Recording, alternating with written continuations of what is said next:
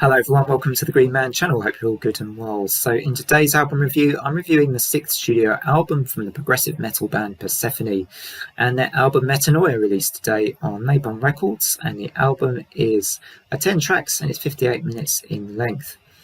Now, if you're at all prog metal inclined, this is an album you can't afford to miss for me.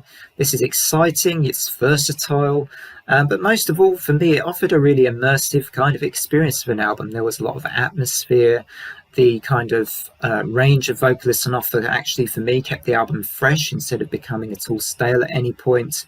And the musicianship was really impressive, and for me, perhaps the central element of this album that kept the album well bound together and consistently excellent throughout all of its 10 kind of progressive metal tracks.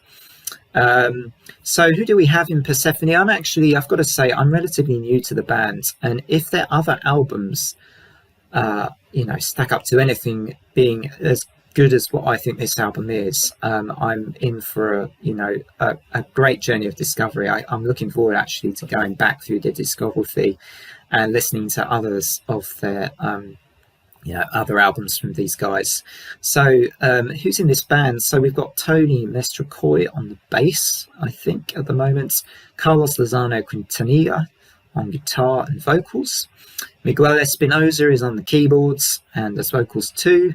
And then Martins Pia is also on vocals. So it makes sense in a way. There's a lot of vocal range in this album and different styles, and 3 vocalists in the band, so that makes sense. Sergi Verdigoya on the drums. I don't know if I'm pronouncing these perfectly, apologies if not. And Felipe Baldea on the guitar too. And as I say, just really, I'm close to saying, this could end up certainly being one of my favourite of the prog metal variety for this whole year in 2022. Really impressive stuff. It reminds me at times, they knowing this band, I think they've actually been around quite a while, but certainly I can hear a bit of Tesseract in here, a bit of Haken, even some of the ambitious kind of scope that you would get from an album like Where Owls Know My Name, from more recently from bands like Rivers of Nihil. There is a ton to digest on this album, and I have thoroughly enjoyed what I have digested. So moving on to some of my, perhaps some of my more preferred tracks, although I think I liked pretty much all of them on this album. Catabasis was one of the heavier, more death metal inclined tracks on the album, with a good mix though of clean and harsh vocals. One thing I also really enjoyed about this album was the guitar tones, were really well mixed in, really nicely kind of honed to each of the songs.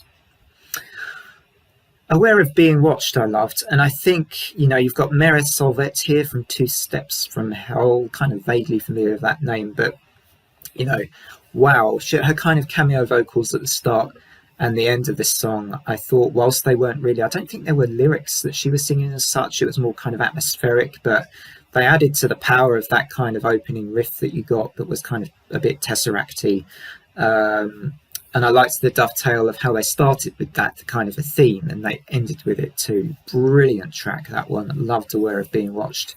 Macabre was one of the pre-release singles from what I understand, and that was kind of starting with the light guitar notes, building into something a bit more as it went in with, again, a nice kind of mix of vocals and, again, great atmosphere to this track, which leads me on to, more of what I loved on this album, and Consciousness Part 3 and Anabasis Part 1 to 3. I want to dig into these tracks a little more as well. I mean, my favourite progressive metals of all time always have great tracks at the end.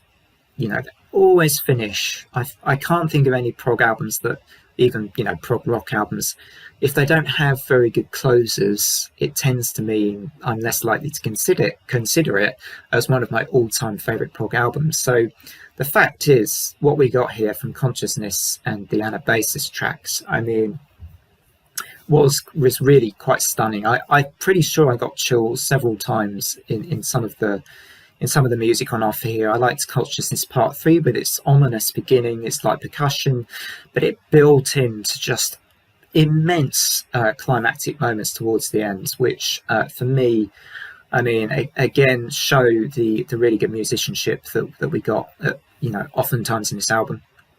And a basis parts 1 to 3. Again, I think part 2, the longer kind of 8-minute track, had all my favourite moments in it, but taken all together, it kind of made sense as a kind of 3-part piece that, again, I really enjoyed. And I mean, to be honest, I don't like giving out 9s out of 10s too easily on this channel, but it's hard to give anything but to this album. So Persefone, congrats on the great album. I'm giving you guys a 9 out of 10 for this album, Metanoia. So what did you guys in the comments? Feel free to say what you thought of this album. What did you enjoy? Perhaps what did you enjoy not so much? I mean, for me, there was very little here I didn't enjoy perhaps as much. I mean, there were a couple of clean vocal moments at the start of Macabre that I was maybe not quite as keen on, but that's probably the only reason I can give this anything but a 9 out of 10. So guys, that's where I'm going to leave this review for today for this tonight's album review from Persefone. If you like this kind of content, album reviews, lists, etc., I even do a bit of sci-fi, fantasy and horror content from time to time on the channel, do feel free to drop a like and subscribe, as I always say. Otherwise, from me, take care everybody, and bye for now.